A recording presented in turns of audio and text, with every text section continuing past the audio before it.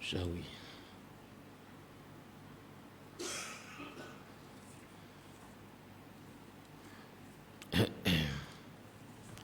Assalamualaikum warahmatullahi wabarakatuh. Alhamdulillahi rabbil alamin. Wabihi nasta'inu ala umuri dunya waddin. Salatan wa salaman daimaini mutatabi'aini mutalazimain إلى حبيبنا المصطفى محمد صلى الله عليه وسلم وعلى آله وأصحابه وأزواجه وذرياته ومن دعا بدعوته ومن نهج نهجه إلى يوم الدين. سبحانك لا علم لنا إلا ما علمتنا إنك أنت العليم الحكيم ولا حول ولا قوة إلا بالله العلي العظيم. أما بعد. Yang berusaha Tuan Imam, seluruh muslimin muslimat, mukminin mukminat yang dirahmati Allah. Puji dan syukur bagi Allah Subhanahu wa taala atas limpah kurnianya di malam yang berbahagia ini. Kita semua diberi kesempatan menghadirkan diri ke Masjidillah. Padanya rahmat, padanya berkat, padanya keredaan. Moga semua kita yang hadir mendapat segala kebaikan tersebut. Tuan-tuan puan sekalian, malam ni sambung balik bacaan kitab Idaman Penuntut juzuk yang pertama, muka surat 66 Jawi ke-10. Betul, tertawa. Baik. Tuan-tuan, tertawa ni tajuk kita malam ni, pembatas sembahyang. Takut terkejut lah, tiba-tiba tertawa. Tuan-tuan, apa yang kita sedang baca ialah perkara yang membatalkan sembahyang. Pembatas sembahyang bila berlaku ketika sembahyang kita batal maknanya macam tak pernah buat sembahyang, lalu kena sembahyang lain, buat lain.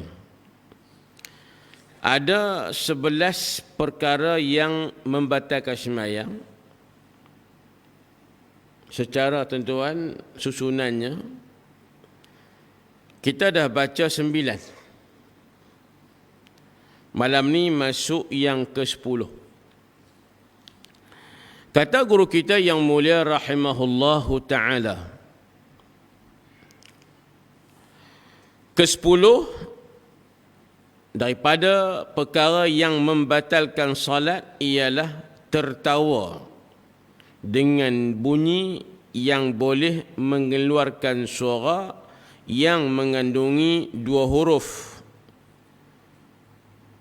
walaupun tanpa makna, atau 1 huruf yang boleh memberi faham.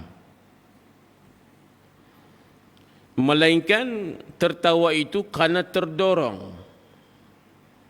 Terdorong ketawa sedikit yang tak dapat dielak dan tak boleh ditahan-tahan, maka tiadalah batal sembahyangnya.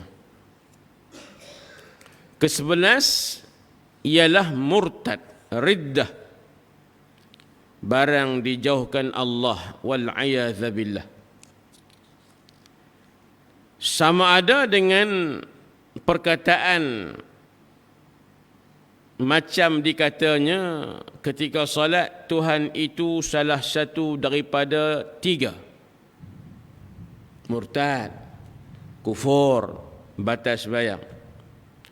Atau perbuatan ataupun murtad dengan sebab perbuatan, seperti menyembah berhala, atau murtad dengan sebab berazam di hati, seperti ia bercita-cita besok hendak masuk Kristian. Tuan-tuan, itu dua berbaki daripada perkara yang membatalkan solat. Tertawa dengan ada bunyi. Tertawa, tuan-tuan, ini bahasa buku. Gelak pun ialah. Tapi Kedah kita ni, tertawa ni kita sebut gelak. Ketawa. Gelak. Gelak, tuan-tuan, akan nampak perbezaan dengan senyum. Semua melibatkan gerakan mulut. Bezanya, senyum tak bunyi. Gelak, tuan-tuan, dia passion berbunyi. Bila gelak, tuan-tuan, yang ada suara, dan suara gelak itu pula, kalau kita tulis on paper, akan dapat kita tulis 2 huruf ataupun lebih. Ataupun gelak itu kita dengar dia gelak, kita tulis, tuan-tuan, dapat 1 huruf. Dan huruf 1 itu ikut bahasa Arab ataupun, tuan-tuan, bahasa yang lain, ada makna yang boleh dipahami. Kira batal. Alasannya, dia kira bercakap. Tuan-tuan, gelak ini dia tidak sesuai dengan perbuatan solat. Gelak, tuan-tuan, kalau perasan tak mana. Orang duduk depan TV, tengok cerita lawak. Gelak. Sama ada, tuan, dalam bentuk filem ke, dalam bentuk sketsa ke, podcast ke. Zaman lah ni dia meriah dengan podcast. Dulu nak keluar TV, kena TV jemput. Di panel ehwal Islam contoh, ataupun ceramah sempena apa-apa. Lah tak kalau, tuan, nak keluar TV, ada internet, ada TikTok ataupun Facebook, buat live, podcast, live streaming dan sebagainya. Terpulanglah. Itu yang terbit macam-macam di luar kawalan. Maka, tuan-tuan sekalian, lawak ni, gelak ni, tuan-tuan, sinonimnya dengan apa? Ada sikit lawak dan jenaka. Kalau posisi gelak itu sesuai dengan lawak, tuan-tuan, dan jenaka, lucu, tuan-tuan, ia tak sesuai dengan kehendak dan tuntutan solat itu sendiri. Solat benda yang serius, benda yang, tuan, bersungguh-sungguh, bukan benda lucu. Tuan-tuan, tapi terkadang gelak itu sebab faktor luar. Tuan-tuan pun sekalian, tak apalah. Sama ada kadang-kadang dia gelak sebab dalaman dia. Tengah dia sebenarnya teringat cerita kemarin. Contoh, yang melucukan dia, duk terlintas di hati, dia pun gelak hik-hik, tuan-tuan. Kik-kik contoh. Ha-ha, tuan-tuan, macam-macam gelak ni pun. Aliran gelak ni macam-macam. Ada kah-kah, kih-kih, tuan-tuan. Ada hak gelak mengilai, hi, ada juga. Hak lagu tu, tuan, lari malam. Tak kira lah, janji gelak. Ada bunyi suara. Dan bila tercatat, kita tulis atas kertas, akan terbit kih, kih. KIH ataupun qaf ya ha. 3 huruf. Ataupun qah. Itu batuk dengan kah. Gelak berdekah. Kah. Kaf alif ha. Kah. Betul tak? Kalau K, ialah, tapi kah tu kompom ada 3 huruf. KAH ataupun qaf ataupun kaf alif ha. 3 huruf bukan 2. Tuan-tuan, maknanya batal sembahyang. Walaupun tak ada makna apa kah ni, yang tahu dia gelak je lah. Ataupun dia gelak yang ada bunyi hanya terbit 1 huruf. Ki. Duk tahan nak gelak tuan, tahan dalam perut tu. Sampai tarik orak perut. Muka pencekang. Ki. Gagah keluar agak sikit. Ki. Qaf. Tasrah. Batal. Walaupun hanya terbit 1 huruf. Pasal apa? Kerana walaupun qi 1 huruf, qaf kasrah.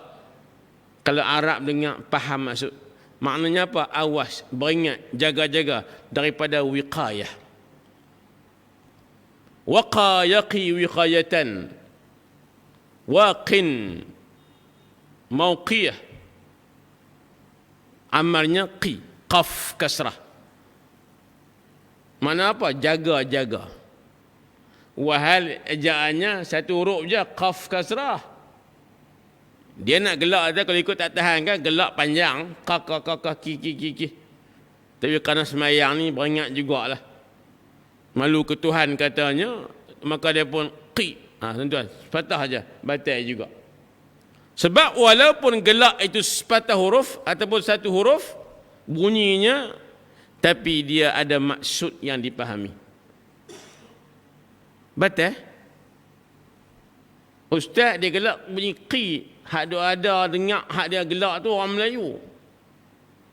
Orang Melayu kerti qi ni makna apa? Arab betul lah. Kita kata kita tak ambil hukum atas Melayu tu. Kita ambil hukum kalau orang Arab dengar perkataan qi, dia faham apa? Ingat, jaga-jaga. No? Tuan, macam kita ni bahasa Kedah ada. Kedah tu ada bahasa kita ni, sebut 1 huruf je ada makna. Pi. Hampir tak lagi. Dia pun tulis HANG P. Dia tulis P lah, bukan PI dah, P lah. Faham dah kita, maknanya P lah tu. Itu contoh 1 huruf ada makna. Arab pun demikian. Tajuk ni tu kalau masih ingat sama dengan tajuk bercakap. Bercakap hari tu ni yang batal sembahyang. 2 huruf ke atas tak ada makna batal, ataupun bercakap 1 huruf ada makna batal. Lebih kurang dia punya perbahasan. Tuan-tuan, ni pengalaman yang lepas. Tahun 90-an dulu ni. Masa masih pada muda lagi lah. Buat camp latihan kepimpinan untuk pelajar sekolah. Buat tuan di tempat di camp di Pedu, masa ingat lagi di Pedu. Tanya sembahyang lah. Tapi urus dia ni lambat sikit lah. Nak suruh budak sembahyang, dia kena tak sembahyang dulu. Dia kata kalau kita urus dia nak suruh kita sembahyang dulu, budak-budak tak sembahyang, dia lambat. Tak apalah tuan. Sepatutnya sembahyang sekali lah. Bila dah habis tuan grup pertama sembahyang, masuk grup yang kedua. Urus dia. Sembahyang mari Allahu Akbar, tengah-tengah sembahyang tu hak kawan sembahyang awal tadi. Main duduk depan. Dia buat lagu tu. Kawan ni maghrib kan baca doa. Bismillahirrahmanirrahim. Alhamdulillahirabbil alamin. Kawan duduk orang tu. Tuan nak tahan lama mana sangat. Sebab tu. Kawan tu pun tak lepas habis dah. Lah baca Fatihah campak gelak berhenti gitu. Segi batas semayang batal lah. Tapi hak perbuatan kawan dia pun haram. Dosa besar. Awak kacau orang yang sedang buat ibadat bermunajat dengan Allah Ta'ala. Semayang itu tiang agama. Benda utama, benda serius. Hang boleh tu buat lawak bagi dia gelak. Hilang izzah. Hilang kebesaran makna semayang. Dosa besar. Haram, wajib taubat.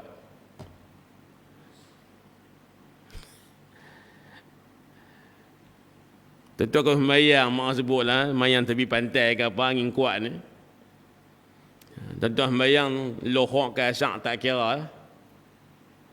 Tiba-tiba ada orang lalu depan kita tu, angin sepak kain dia pakai kain pelekat. Sepak terselak dan nampak punggung dah, sepeda tak pakai. Nak gelak dah agak-agak.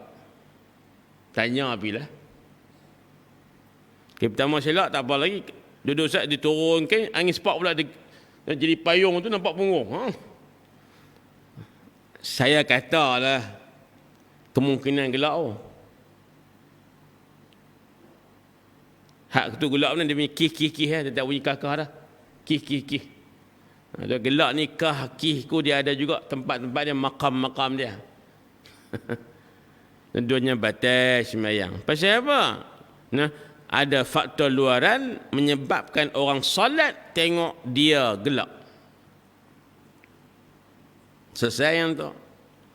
Ada pengecualian tak ustaz? Jawapannya ada. Jika dia terdorong ketawa yang sedikit yang tak dapat dielak. Macam tadilah, tengah-tengah sembahyang ada orang depan tiba-tiba angin sepak kain dia, seselak nampak punggung. Kita tahan. Tak gelak tak boleh sebab terpaksa gelak. Awat suasana dan keadaan berlaku tu menyebabkan kita ni kalau tak sembahyang pun gelak. Kita pun tahan tu habis. Fatihah pun tak tahu berhenti tak mana dah, kena mula lain bosa-bosa. Hilang punca. Tak mana iya kena budu ke nasratan. Pasal tu hak berlaku depan mata tu, tuan dia tak tahan. Kalau luah sembahyang gelak dah. Tapi kalau sembahyang tahan juga tuan, bunyi sikit. Terdorong. Kenapa? Terdorong nak mengelak tak boleh. Maka itu dimaafkan. Syarat jangan banyak dan lama.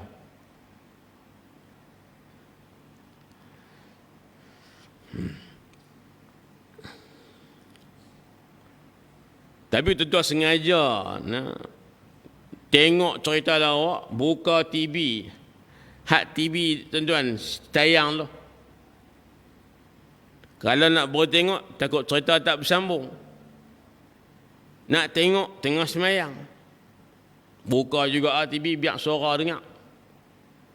Tahu dah lawak tuan-tuan. Kita pun hampak jadah depan tu, tepi tu, semayang Allahu Akbar. Sambil semayang, sambil dengar dia pada melawak apa. Tuan, kita cari pasal ni. Kita cari pasal. Tuan, tiba-tiba ada lawak tu kita pun tergelak. Itu tak dimaafkan. Sebab apa? Awak cari pasal. Dia dalam fik tuan-tuan ada perbezaan hukum antara yang terjadi dengan yang cari pasal sendiri. Tak sama. Hukum tak sama. Hak cari pasal ni dia berat hukumnya. Tuan, kalian terpaksa buat, itu ringan hukum dia.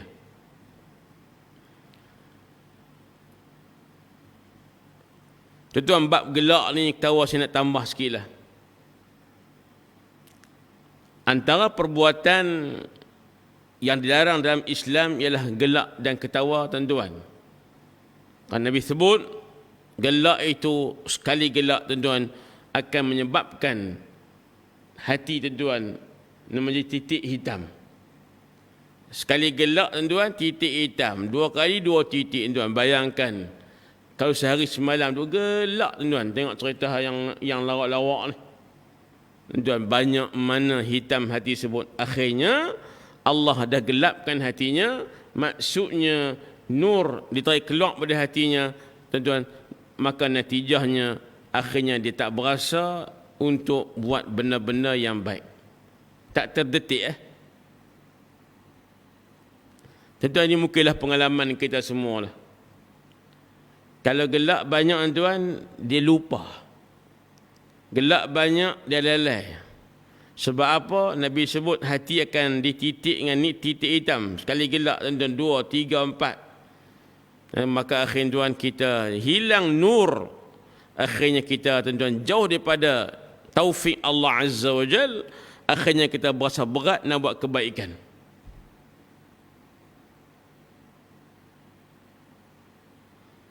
Sebab itu saya kata zaman hari ini tuan maaf sebutlah dengan teknologi yang ada ni, media sosial yang cukup tuan-tuan. Bagi saya mengancam kita lah. Yang kata budak-budak orang tua apa sekali, masuk kita juga. Banyak tuan-tuan sedikit rasa berat untuk berbuat ibadat ni atas sebab tadi. Dia nak seronok, dia nak suka, nak funny tuan-tuan, nak go lucky. Contoh, benda yang berat-berat tak mau. Nak benda ringan-ringan saja.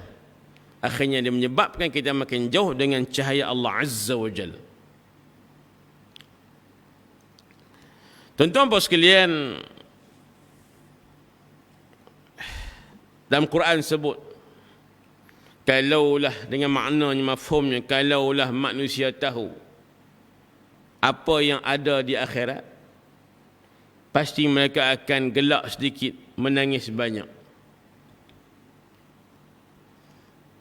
Kalau tahu tuan-tuan, memang tahu, kalau dia beriman betul-betul di hati kecilnya tentang apa yang ada di akhirat, pedih siksa neraka, tuan-tuan, seronok nikmat syurga. Dia duk suluh, aku ni cara aku duk beramal ni, sangka baik syurga lah. Tapi tak pernah lepas rasa-rasa muhasabah. Dari segi sangka baik syurga, alhamdulillah bagus. Sebab Nabi sebut, Allah Ta'ala berfirman hadis Qudsi, ana 'inda husni dhanni 'abdi bi. Aku ni kata Allah akan bersama dengan sangka hamba aku pada aku. Kita dah beriman dengan dia, kita buat perintahnya, kita sangka Allah akan masukkan kita ke syurga. Tapi dia teliti tengok suluh tuan, tak pun nak banyak.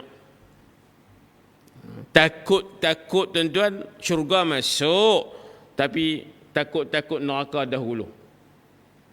Sebab dosa yang tak diampun ke Allah Ta'ala. Maka untuk kau tahu cerita ni, kita muhasabah diri itu, takut demikian, confirm katanya tuan-tuan, gelak tak banyak, teriak yang banyak. Gelak tak banyak tuan-tuan, gelak sedikit, dan tuan-tuan sekalian menangis yang banyak. Tu lah. Pada orang tuan maaf sebutlah, kalau nak mendidik untuk jiwa jadi baik dan lembut, banyak sahabat kena berlatih juga, biar tuan-tuan kak ataupun sentiasa ada mudah teriak. Bagus tuan-tuan. Kadang-kadang orang tuan-tuan saya ni tengok cerita ni, berita ni, jatuh air mata lelaki saya amur. Kan ada media sosial ni kita duk baca, maknanya kita kena boleh cerita lah, tuan-tuan mungkin baca juga. Pelbagai lah ceritanya. Gugur air mata lelaki saya. Dia nak habang apa? Nak habang tu orang lelaki tak teriak ke? Nabi tuan suka menangis. Tuan teriak ni mengangkat darjat. Menangis itu atas muhasabah diri, dia angkat darjat orang tersebut. Sebab orang menangis itu dia macam-macam lah, sesal, menyesal, sedih. Ya. Mengangkat darjat. Nabi pun tuan sentiasa menangis tentang umat baginda dan seumpamanya. Tiba-tiba kita bercakap, gugur air mata lelaki saya. Maknanya apa? Sepatut lelaki tak teriak. Tak. Orang lelaki kena banyak teriak. Tuan-tuan, menangis itu bagus untuk tuan-tuan dia bagi apa? Terapi hati kita. Supaya menyelembut tuan-tuan dan sensitif, mudah tersentuh untuk kebaikan.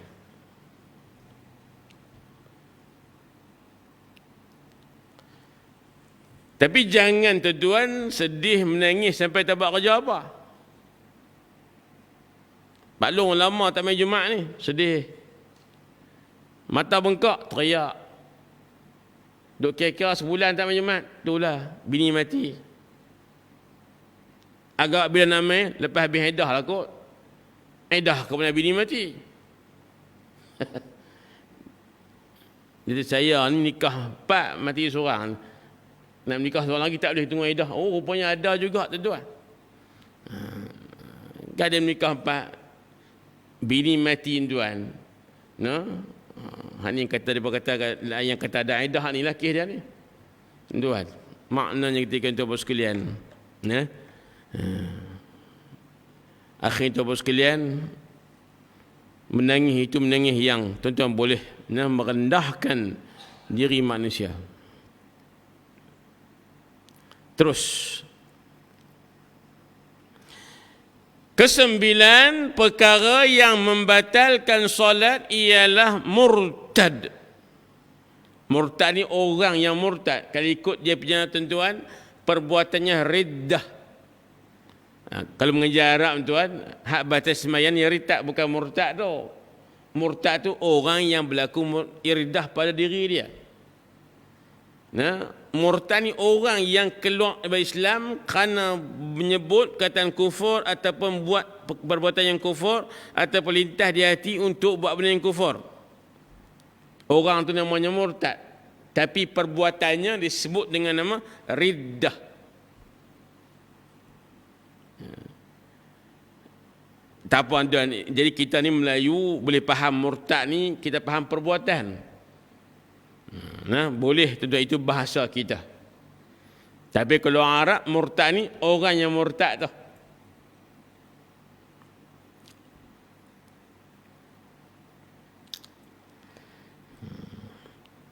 Murtad makna tuan terjentak keluar daripada Islam. Tadi Pak Long kita duk baca ayat. Nah, wa minkum yuraduna ila arzalil umur, yuraduna ila arzalil umur. Sebagian manusia ini, sebagian kamu akan dikembalikan yuraddun ila arzalil umur. Tuan-tuan, jadi yuraddun itu mah dikembalikan. Maka kalimah riddah tuan-tuan bermaksud dia terjentak, dikeluarkan, terkeluar daripada Islam.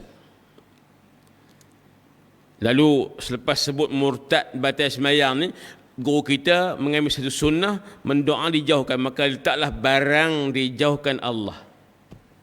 Yang tu kalau ikut bahasa penulisan ni, dia kena letak sempang. Murtad sempang, letak tanda. Murtad sempang, kemudian barang dijauhkan Allah, letak sempang pula. Dash lah, orang panggil dash sempang tu. Nah, tanda tolak tu. Letak sebelum barang dan letak selepas kalimah Allah. Kalau Arab sebut apa? Jumlah mu'taridah. ke-9 yang membatalkan solat ialah murtad. Wal'iyadzabillah. Lebih kurang itu bahasanya. Yang tu tak maksud tajuk. Cuba nak habak kita nak doa supaya Allah Ta'ala jauhkan kita daripada berlakunya riddah. Contoh murtad di antara dosa yang tak diampuni Allah Ta'ala.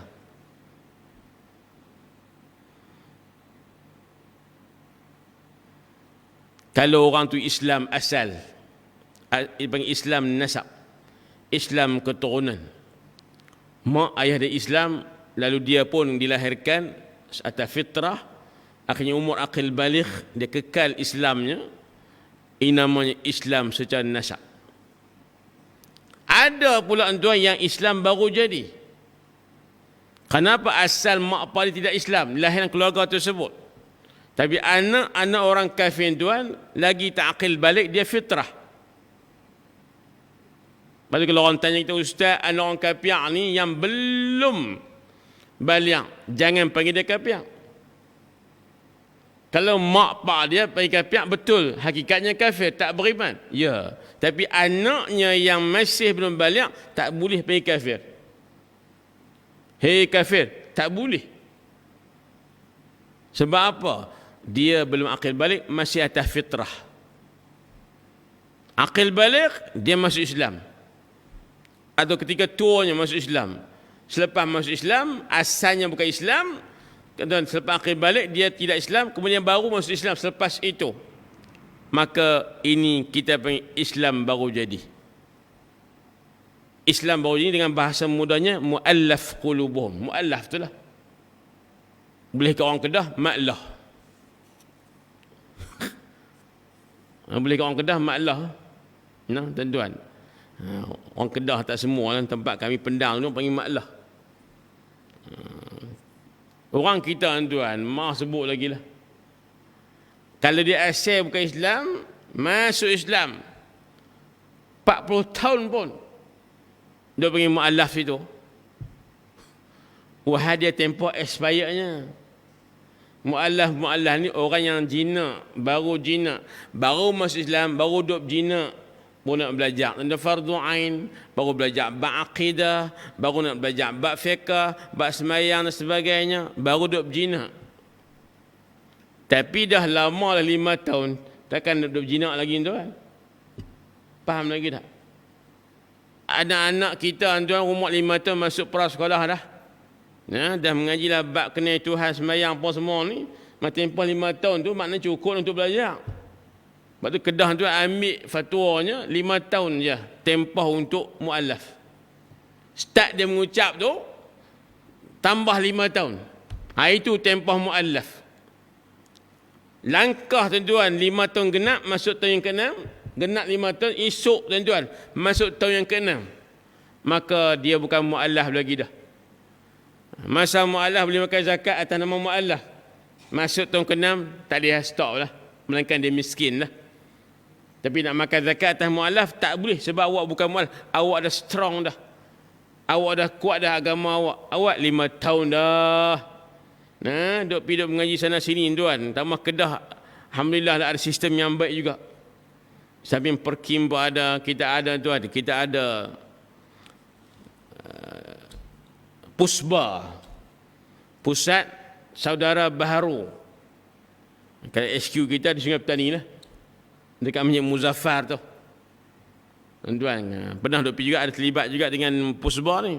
Memang mu'allaf lah, mu'allaf yang dewasa. Ada businessman macam-macam tu, ada orang yang biasa pergi mengaji setiap minggu. Ada sepenuh masa pun ada. Duduk situ, duduk asrama, makan minta tanggung, bagi duit pekik sikit. Ada yang main mengaji mingguan pun ada sebab dia berniaga kerja. Ya, setakat 5 tahun lah. Ustaz tengok main mengaji tu, mu'allaf tu nak kereta besar, BMW katanya. Tu dia masuk tu makan tanggung zakat apa semua boleh ke? Memang hak dia pun. Dah dia kaya, lawak pasal. Dahlah zakat ni untuk orang miskin, tak bukan. Tajuk dia mu'allaf. Ada orang kita tu lah nak miskin juga. Semua nak miskin tuan. Akhirnya hak 8 lah tinggal 1 lah. Mana boleh lagu tu, Quran kata 8. Jawapannya dia layak makan zakat atas nama mu'allaf hinggalah dia telah keluar di kelompok mu'allaf. Susah juga nak ukur ni tuan. Tapi kita ambil umur budak prasekolah 5 tahun kenal Tuhan, kita kata hang masuk Islam 5 tahun kenal lah tu. Tahun ke-6 dia bukan lagi mu'allaf. Johor pegang fatwa 10 tahun. Paling panjang setakat ni Johor lah. Nak mu'allaf ni tempohnya, periodnya tuan selama 10 tahun. Genap 10 tahun, masuk tahun yang ke-11, walaupun 1 hari, dia bukan mu'allaf lagi ketika itu. Tuan-tuan puan sekalian, murtad ini wal'ayadzabillah. Allah sebut dengan jelas, Allah Ta'ala tidak akan ampun bahawa Allah itu disyirikkan, disekutukan, dan Allah Ta'ala akan ampunkan dosa selain pada syirik. Orang murtad ni orang yang buat syirik. Jadi Tuhan ada lebih berasa, Tuhan ada lemah, mensabitkan sifat mustahil bagi Allah. Itu semua syirik. kufur. Tuan-tuan, jadi orang Islam ni cerita sekali punya risiko yang berat tuan-tuan. Orang Islam dah 20 tahun dah Islam, tiba-tiba jadi murtad. Atas apa? Macam-macam. Tentu kalau perasan, saya ingat masa saya masih sekolah menengah, ingatan saya lah, tahun 90-an, awal 90-an. Seorang pelajar perempuan cemerlang SPM, budak Pahang kalau masih ingat, sambung pengajian tuan ke Amerika. Kita tak tahu cerita dia pandai, tak tahu cerita dia pergi Amerika, tak tahu. Tahu tu bila dia buat ucapan dan sebuah universiti yang ternama di sana. Ketika itu dia bukan lagi Muslimah, dia telah keluar dari Islam. Maka puak pun tuan dia angkat langsung untuk habaq kat dunia ni hampa ni asal Islam masuk agama Kristian ni. Tujuan pelbagai lah, niat jahat. Akhirnya soalan yang diajukan, kenapa awak keluar Islam masuk Kristian? Tuan-tuan, kalau budak ngaji tuan-tuan sekolah perdana kita lah zaman itu, rendahnya tuan-tuan, masa tu kalau pera pun ada lah tuan, dah lah. Ada masa taski tadika ada masa tu. Ajak juga babak kenal Tuhan ni sekurang-kurangnya. Tiba-tiba dia boleh keluar Islam. Orang tanya pasal apa? Jawapannya mudah. Kenapa? Kerana kalau Islam tu betul, mak pak dia mesti senang. Dia lahir di dalam keluarga yang miskin. Mak pak dia miskin tuan, ni cerita Pahang ni. Dia cerita atas diri keluarga dia. Oleh kerana mak pak dia miskin, lalu dia terfikir, kata Islam betul. Kalau Islam betul, mesti Allah sayang, mesti Allah kesian. Sebab dah betul agama. Sembah dia, beriman bila Allah sayang, mesti Allah beri rezeki, beri kaya. Tapi bila mereka dia kata, tengok hak kaya tu bukan Islam, maka dipikir bila kaya tu Allah bagi ya, Tuhan bagilah, maka Tuhan Islam sembah tak betul ya. Tuan-tuan, ni cerita karut ni. Kedai pusing mereka tu mesti sejuk tengok ramai yang mati gelandangan. Kesejukan tak ada tempat tinggal dah tak? Ni mana orang cerdik tak cerdik ni? Adakah dia ukur Islam tidak betul sebab mak pak dia miskin? Alasannya kalau Islam tu betul, Allah akan sayang, suka, Allah akan bagilah kekayaan. Amboi. Panjang cerita tuan. Ni kita cerdik tak cerdik? Tuan-tuan, murtad wal a'yadzu billah. Tuan-tuan, kalaulah berlaku murtad ketika setengah semayang, sama ada berlaku dengan sebab ucapan dia ketika semayang. Contoh tengah semayang, dia sebut di hatinya Allah itu satu daripada 3 aqanim. Akidah tathlith, akidah Trinity. Hak kata Tuhan ada 3 ni. Tuhan Bapa, Tuhan Anak dan Ruhul Qudus. Murtad. Quran sebut, laqad kafara alladhina qalu innallaha thalithu thalatha. Kompom jadi kafir orang yang kata Allah itu satu daripada 3 Tuhan.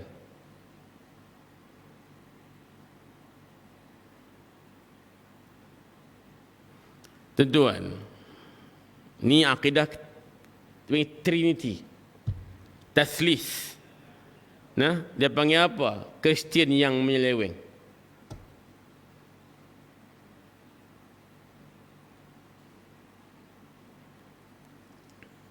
Jadi Kristian ni kita faham macam salib, tapi dia bukan orang salib. Kristian ni lah penyelamat. Dia panggil apa? Yesus Christ, mana penyelamat. Tuan, fahamlah pulang. Dia ada berbeza juga tentang kepahaman dalam istilah Kristian ni. Terjemah yang kita mudah sebut orang Kristian lah. Tapi Kristian apa maksud? Palang kah? Dia kata bukan palang. Ini Habaq kata perangai atau sifat apa nama Yusuf itulah Christ. Ya? Dia tuan membebaskan. Oh tak apalah. Penyelamat.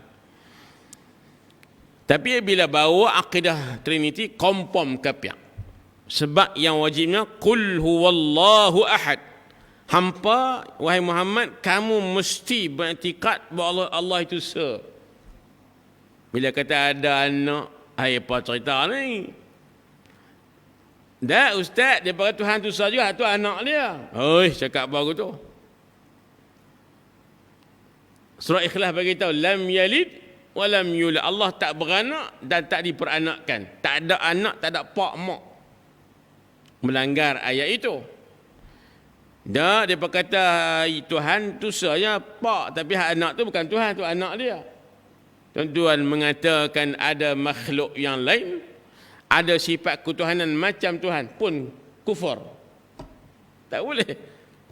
Tak boleh. Tuan-tuan, cerita zaman tuan sebelum diharamkan arak total. Zaman Nabi Muhammad sallallahu alaihi wasallam.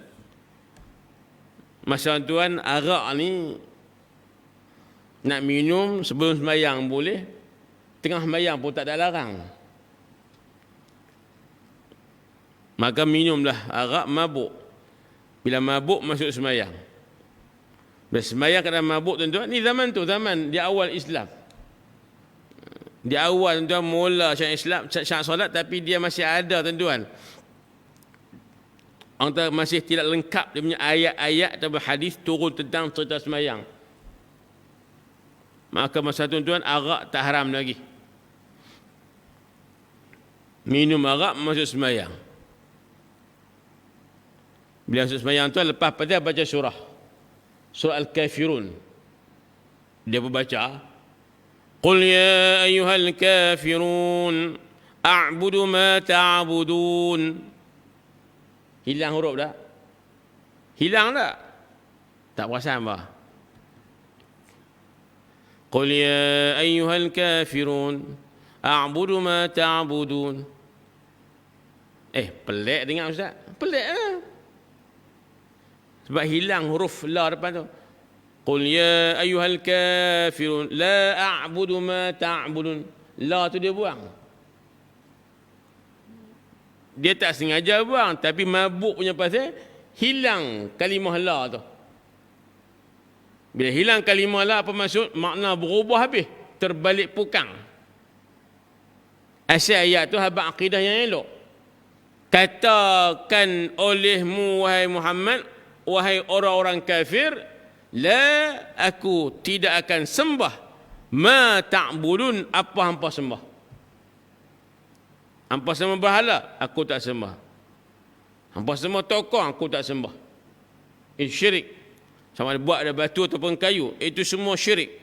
La a'budu ma ta'budun, wahai orang kafir, aku tak akan sembah. La, tidak a'bud, aku sembah apa yang kamu sembah. Itu ayat betul dan makna yang betul.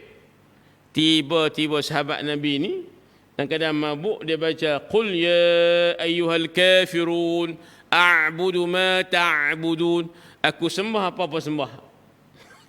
Kau tengok mana tuan, syirik ya. Tapi kerana dia mabuk tuan-tuan, hilang ingatan. Tapi masa tu nak kata batal sebab awak ada sebut ayat yang salah, dia tak ada ingatan, dia hilang ingatan, kewarasan. Arak pula tak diharamkan masa tu. Maka start berlaku peristiwa ini, turun ayat innamal khamru wal maisiru wal ansabu rijsum min amali syaitan fajtanibuh. Lepas berlaku peristiwa tadi, silap baca ayat, rosak makna ketuhanan, maka turun ayat sesungguhnya hanya senya arak, judi, patung berhala dan tilik nasib itu rijsun, najis, kotoran, sebahagian daripada kerja buat syaitan. Barulah haram masa tu. Tuan. Baik. Tuan, maaf saya sebut, saya tambah ayat yang sebelum. Bila berlaku tuan-tuan mabuk dalam sembahyang tadi, silap baca ayat Al-Kafirun, maka turun ayat la taqrabus salata wa antum sukara. Yang tu dulu.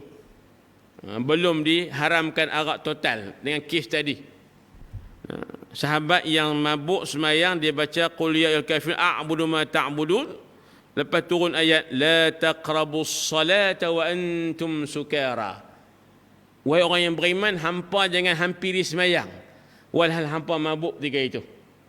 Mana ayat menunjukkan bahawa masa tu arak masih boleh minum di luar sembahyang dan semasa sembahyang. Dan bila tu berlaku kes tadi, Allah Ta'ala kata jangan salat bila hampa sedang mabuk. Fahamnya masih boleh minum, tapi jangan sampai mabuk dalam sembahyang. Saya buat contoh, kalau ayat tuan-tuan, ayat yang larang sembahyang ketika mabuk ni tak wujud lagi, dihalalkan arak tuan-tuan tanpa diharamkan ketika sembahyang, tuan-tuan masa tu ingat masjid bukan ayat menyerah. Dah tak haram masa tu, bukan ayat menyerah lah tuan-tuan. Contoh, tapi bila ada kes tadi asbabul wurud, turunlah ayat hampa jangan sembahyang walhal hampa sedang mabuk. Tak sembahyang silakan. Dan akhirnya berlaku kerosakan yang banyak. Memanglah sembahyang tak mabuk, tapi bila tak sembahyang boleh mabuk tu jadi macam-macam pula. Berzina tanpa sedar, akhirnya mengandung pula. Dan bila mengandung takut orang tahu cerita, bunuh pula tuan-tuan. Anak tu lahir kadang dibunuh sebab apa? Tak ada bukti kata mengandung. Sebab apa mengandung? Sebab berzina. Sebab berzina tuan, kerana mabuk, orang ambil kesempatan dan sebagainya. Akhirnya diharam total.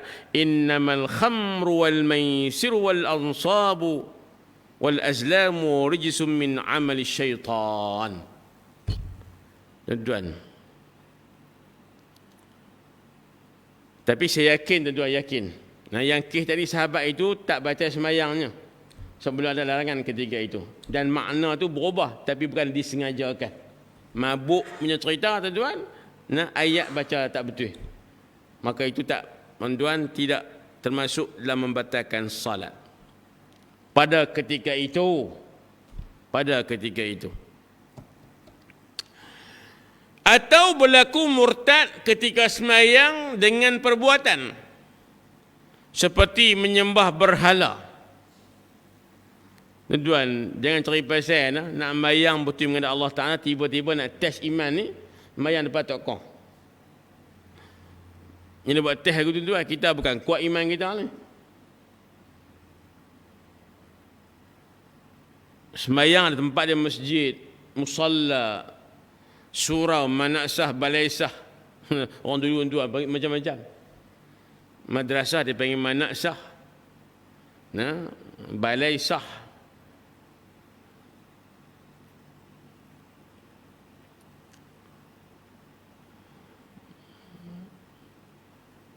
Dulu pas saya panggil manaksah, tuan-tuan, tentulah mengaji, tentu sembahyang.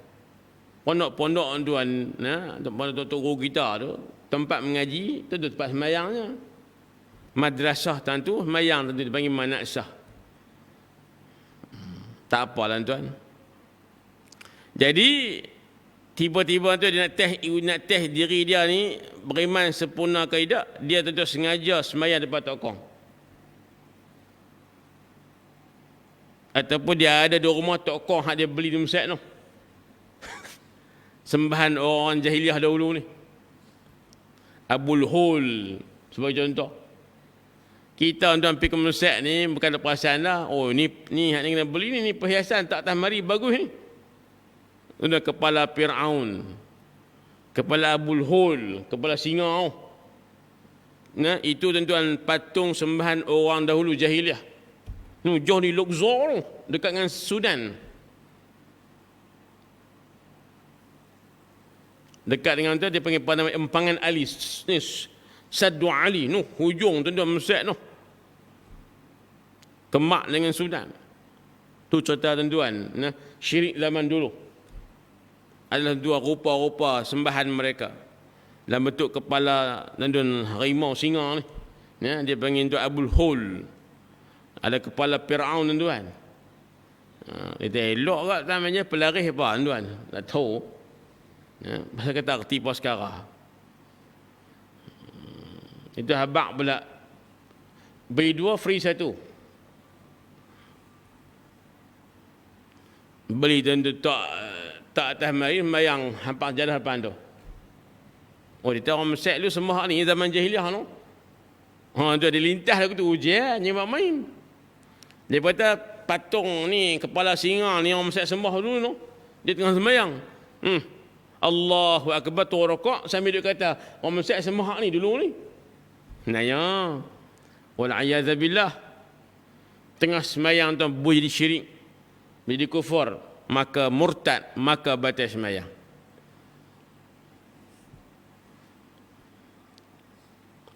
Ataupun lebih berat tuan yang tanpa sedar, bukan dengan kata, bukan dengan perbuatan. Boleh jadi murtad ketika sembahyang dengan sebab lintah di hati, berazam untuk keluar Islam esok lusa kata depan. Tuan, maaf saya buat contoh ni. Kalau dia kata, bahasa tahun depan tak Islam dah kot. 2026 ni stay Islam lagi. I ingat 2027, I tak mau Islam lah. Nak jadi kapitan tak, I langsung. Contoh. Lintah di hati demikian. Duk cadang di hati ni 2027, keluar Islam lah. Dan dah 7 bulan lagi. Dah tuan-tuan. Kalau lintah di hati tak mau Islam dah 10 tahun lagi, dia murtad lah ni. Dia tak puspun. Faham lagi tak? Kalau lintah di hati dia nak keluar Islam 10 tahun lagi. Murtad tu berlaku bila? Berlaku la ni. Ustaz, dia niat 10 tahun lagi, kenapa murtad sekarang? Kerana la ni dengan niat 10 tahun akan kafir, akan murtad, keluar Islam, maknanya sekarang pun dia tak yakin dengan Allah Ta'ala. Tu je. Kalau kamu yakin beriman dengan Allah Ta'ala yang tak ada Tuhan yang lain, hanya Islam yang betul, la ni kamu tak akan lintah. Keluar Islam 10 tahun lagi ke, 100 tahun lagi pun tak akan lintah. Bahkan kalau orang tu kata 100 tahun lagi, aku akan keluar pada Islam. La tu murtad. Kau tengok umur dia ada 90 lah. Ataupun 80. Ada orang terasa pula tu. Kalau ikut umur 70 lah. Keturunan dia mati 72, 73 itu lebih kurang. Pak dia 75. Ketika umur 70 lintas di hati dia, aku kalau umur 100 tahun, aku akan murtad. Tuan, kalau ikut kira-kira tu adat mereka mati tak sampai 80. Atas nasab keturunan mereka tu bukan mesti lagu tapi agak-agak.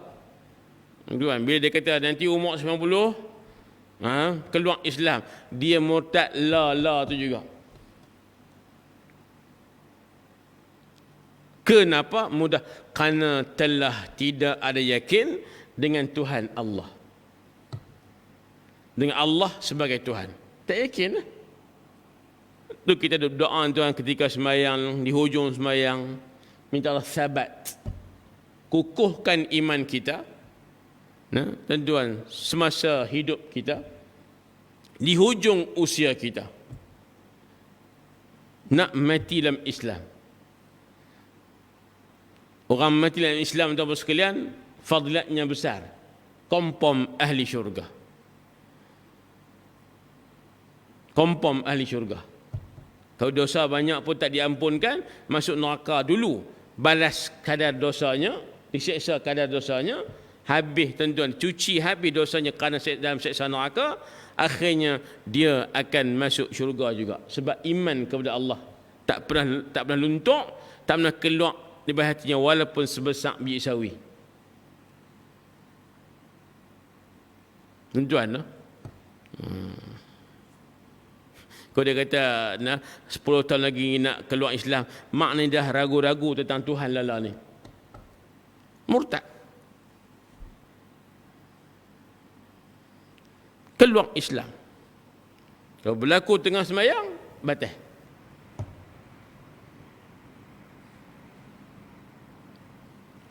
Sebenarnya kita minta simpang lah. Sebab kita tuan, walaupun kita ni beriman dengan Allah Ta'ala, syukur. Orang Islam yang baik, syukur. Tunaikan perintah Allah, syukur. Tunaikan. Tinggalkan dengan Allah, syukur. Tapi untuk iblis tak nak tinggal kita. Iblis tak pernah tinggal kita. Tuan, dia akan cari jalan nak cucuk kita ni. Jarum halus. Untuk supaya orang tu keluar dari Islam. Macam-macam. Lintah tu, lintah ni. Pikir tu, pikir ni. Dan azam tu, azam ni. Nah, kadang-kadang membahayakan akidah. Wal'iyadzabillah. Tuan-tuan, habis malam ni kita baca dua sebab yang membatalkan sembahyang. Dua perkara yang membatalkan sembahyang. Nah, gelak, bersuara, keluarkan huruf, dua huruf tanpa makna batal, atau gelak berbunyi dengan satu huruf tapi ada makna yang dipahami, batal. Yang keduanya ialah berlaku riddah, keluar Islam ketika tengah solat. Sama ada dengan perbuatannya ataupun perkataannya atau dengan lintasan di hatinya. Wal'iyadzabillah. Moga Allah Ta'ala pelihara kita daripada ketentuan perkara yang tidak kita ingini ini, khasnya perkara yang membuatkan kita tuan-tuan lari daripada beriman kepada Allah Ta'ala yang hanya ianya, dia sahaja Tuhan yang layak disembah, Allah Ta'ala. Setakat itu tuan-tuan, kejap dia kata hendaklah masuk, contoh dia kata nak masuk Kristian, contoh dari Kristian, wal'iyadzabillah, murtad lala tu. Ustaz, bukankah Kristian ni umat Nabi Isa? Zaman dia telah berlalu. Awak Yahudi ke? Zionis Israel ke? Awak Kristian Donald Trump ke? Cakap mohon tak berhenti ni. Kata apian tu. Mohon tiap hari. Donald Trump. Kita pun percaya juga.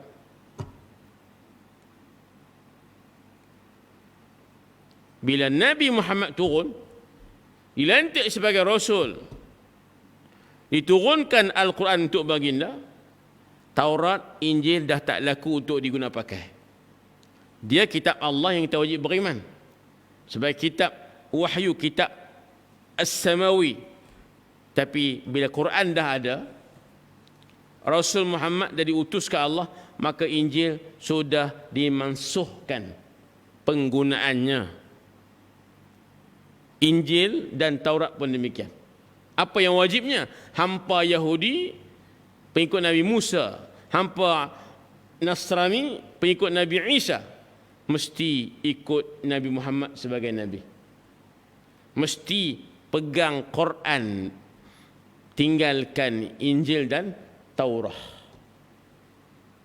Sebab Nabi Muhammad datang ni menasahkan syariat sebelum. Al-Quran datang membatalkan tuan-tuan kitab sebelum sedia apa? Isi kandungan dan amalannya. Bukan menolak kitab itu, tapi beramal dengan dia tu, dimansuhkan. Sebab saya katakan bahawa Kristian itu ada, semua kafir lah. Pertama tak betul dah segi Trinity. Tuhan anak, Tuhan bapa dah tak betul. Lalu kitab pula diselewengkan. Tuan-tuan, dah tu tak beriman dengan Muhammad pula. Injil suruh mereka ikut Nabi Muhammad, tapi mereka tak ikut pun sebab mereka seleweng kitab itu. Taurat pun demikian, suruh Yahudi ikut Nabi Muhammad, tak ikut pun. Mana apalah tolak, ingkar perintah Allah, kufur jawapannya. Nak kata apa lagi? Tak beriman Nabi, kufur dah sepasal. Ubah kitab pula, kufur dah sepasal. Pika Tuhan ada anak pula, kufur sepasal.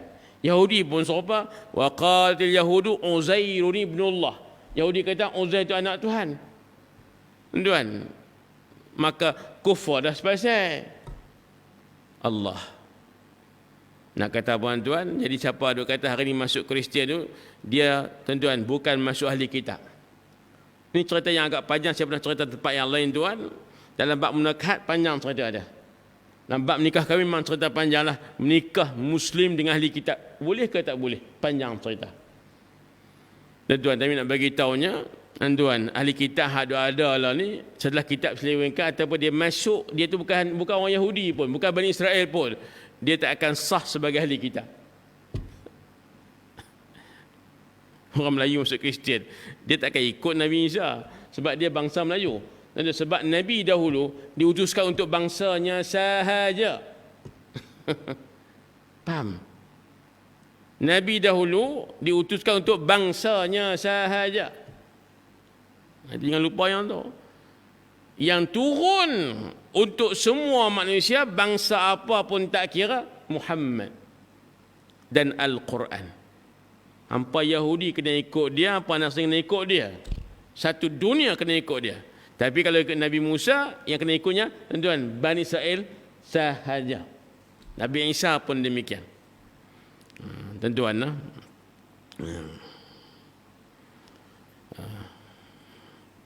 Wal'ayadzabillah. Tuan-tuan, berlakunya ada riddah, gejala riddah ini. Takut sungguh apa yang berlaku pada dewasa ini, tuan-tuan, dalam kalangan umat Islam. Setakat itu untuk malam ni, insya-Allah ada satu perenggan yang berbaki terhutang kita lah. Di luar bilangan 11 perkara batas semayang, ada beberapa perkara segi teknikal semayang itu menyebabkan semayang batal juga. Rukun pendek dipanjangkan, batas semayang. Ini kemudianlah tuan. InsyaAllah kalau rumah yang panjang bulan depan pula lah Ustaz Ba'na, kalau rumah panjang kalau ada kalau ada keizinan insyaAllah. Hak ke depan ni menarik jugalah, rukun pendek dipanjangkan batal. Itu akan dibincangkan kemudian. Wallahu subhanahu wa ta'ala a'la wa a'lam bisawab. Masa agak lewat tuan-tuan. Kalau tahu nak cerita abad Iran, puasa